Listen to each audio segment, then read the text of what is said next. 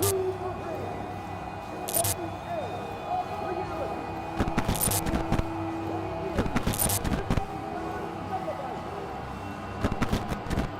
returning from a year-long excursion, Wolf of the Ring, Ika!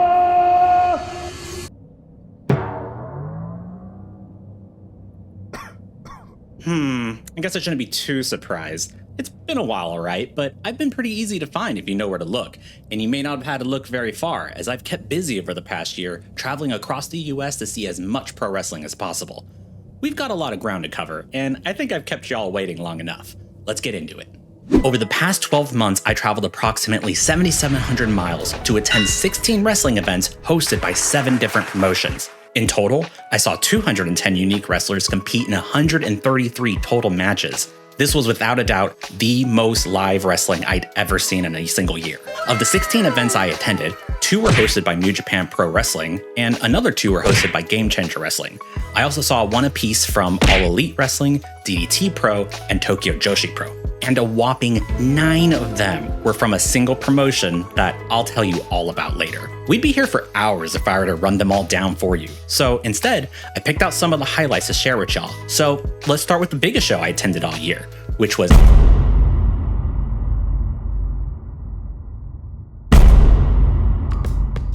Looking back, it's no surprise that the one All Elite Wrestling show I attended this year was Forbidden Door. AEW was red hot at the time, and New Japan had also refound its footing in a post-2020 landscape. The hype surrounding this collaboration at the time was unreal, and the potential for a card full of dream matches made for an easy decision. There was no way I wouldn't be in Chicago that weekend.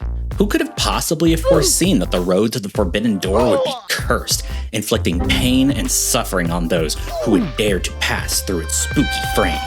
Maybe that could explain why it also wound up being the last major AEW pay-per-view event before the vibes would be decidedly off for the foreseeable future. Something else came out that door, y'all, that's all I'm saying. There's also a bit of cosmic humor in the one and only AEW event I've been able to attend so far, had me traveling to Chicago. Stop booking Chicago, Tony. I promise you, there are other major markets out there that would love to see Jay White's abs, okay? Chicago's not bad though, I get it. I made some time to explore the city while I was there. I saw the Giant Bean, I walked the rivers, visited one of the biggest arcades in the country, ate pizza, you know, Chicago stuff. While I was entering the United Center and chatting with fans in line, it felt like there was a genuine feeling of unknown heading into this event. It wasn't the card that anyone expected due to the number of injuries and visa issues, but once we were inside, we were treated to one of the absolute best shows of the year. This was also my first time being at a show of this size in quite a while, and I appreciated the feeling of being surrounded by 16,000 other Eddie Kingston fans. That's a good feeling. Even better is that same mass of people singing along to Kaze ni Nare. Minoru Suzuki is one of my absolute all-time favorite pro wrestlers, and seeing American fans really embrace the Murder Grandpa over the years, you know, it just gives me hope for the future. In an event filled with never-before-seen dream matches and huge title opportunities, there was one moment in particular in which I truly went feral. Following their absolute 5-star classic encounter, Will Ospreay and the rest of United Empire jumped Orange Cassidy. And then they beat up Best Friends. And what happened next, I was entirely unprepared for.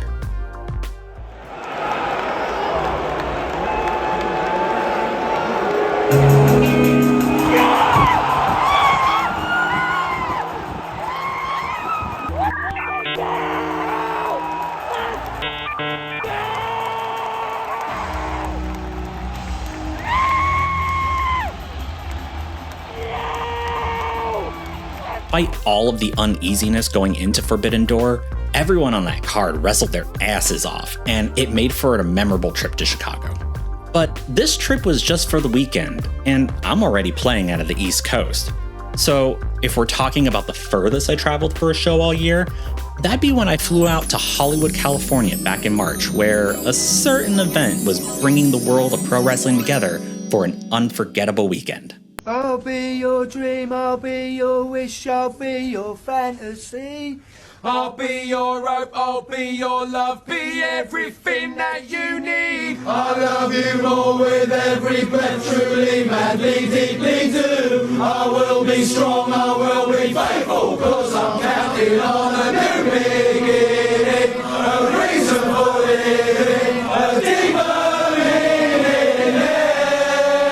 I wanna stand with you on a mountain. I wanna bathe with you in the sea. I wanna lay like this forever until the sky falls down on me.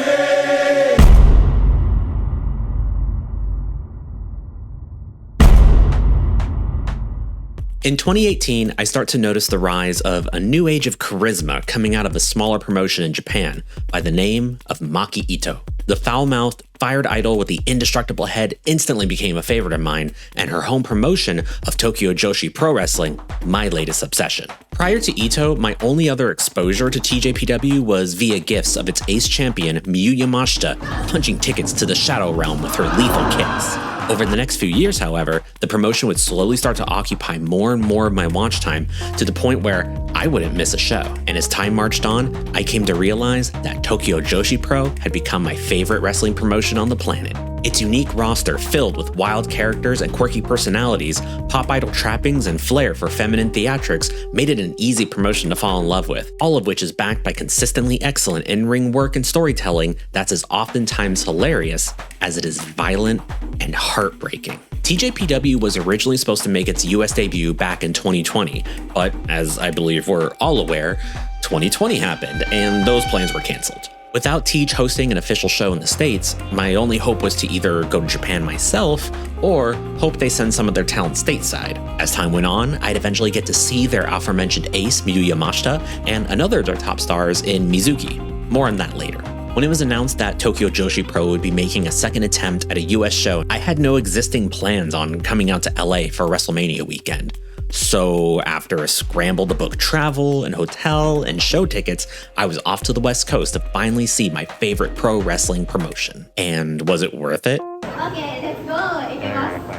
せーの。東京女子プロレススタート!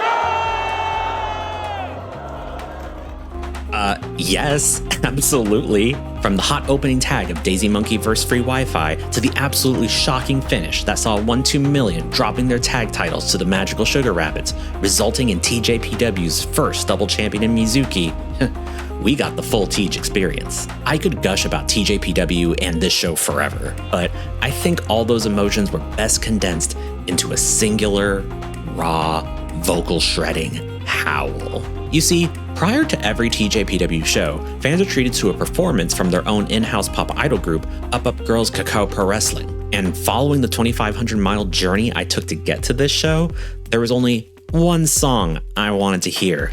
And so, I offered a prayer to the yellow god of TJPW, Raku. Upper kick. Upper kick.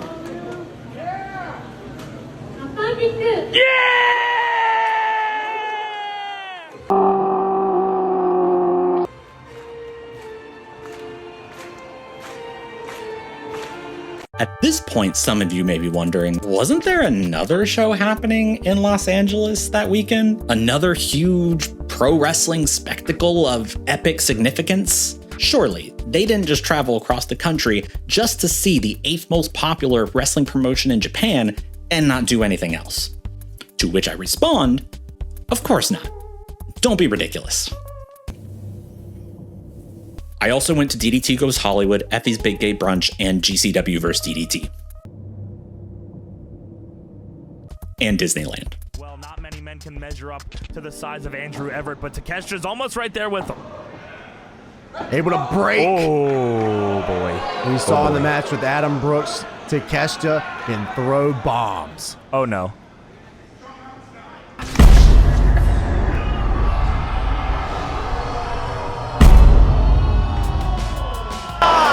Goodness! Did you hear that? You didn't have to do that to that man. You didn't have to do that to that man. Okay, I've told you all about the biggest show I attended in Forbidden Door and the show that I traveled the furthest for in TJPW. But what about the best show I saw all year? For that, we'd have to go back to the East Coast, to a sweltering summer night in North Carolina, spent with one of, if not the fastest rising indie promotion in North America, Deadlock Pro Wrestling. Prior to my first Deadlock show, I was only sort of vaguely aware of its origins. I'd seen a few clips of the podcast and I always watched New Legacy, but at the time, I hadn't really made the connection.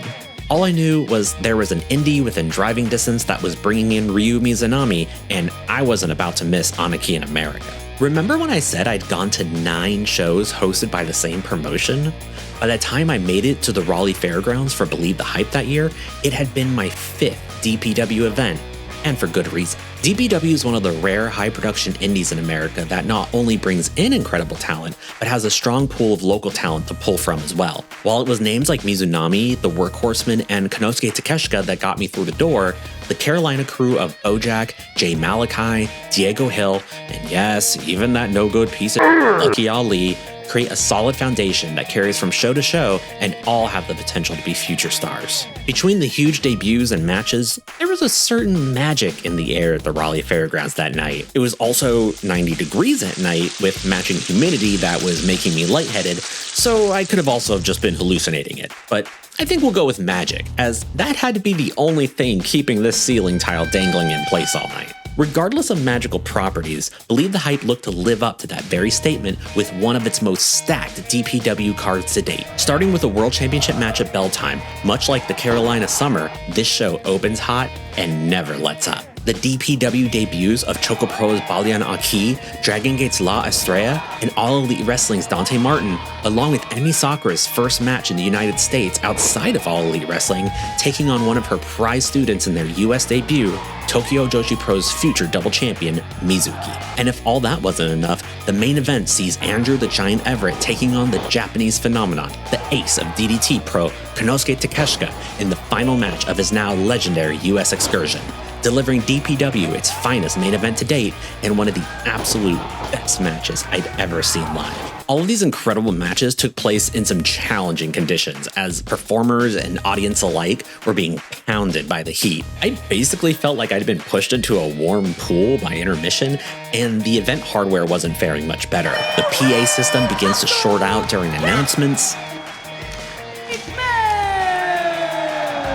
followed by a lighting rig giving way at the start of Aki vs. Tankman. That is in this place right now. Things are overpowering. It's going And Takeshita and Everett only just finished their classic main event, wherein a fluorescent light bulb reaches its limit and pops.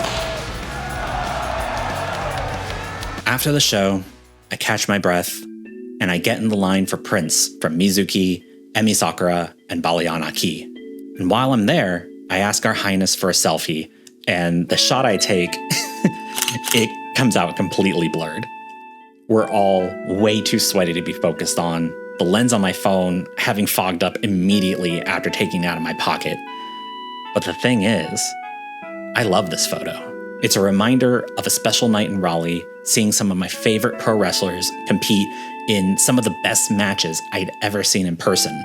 And above all, we're happy. There is no heat that can compare to the fire of pro wrestling.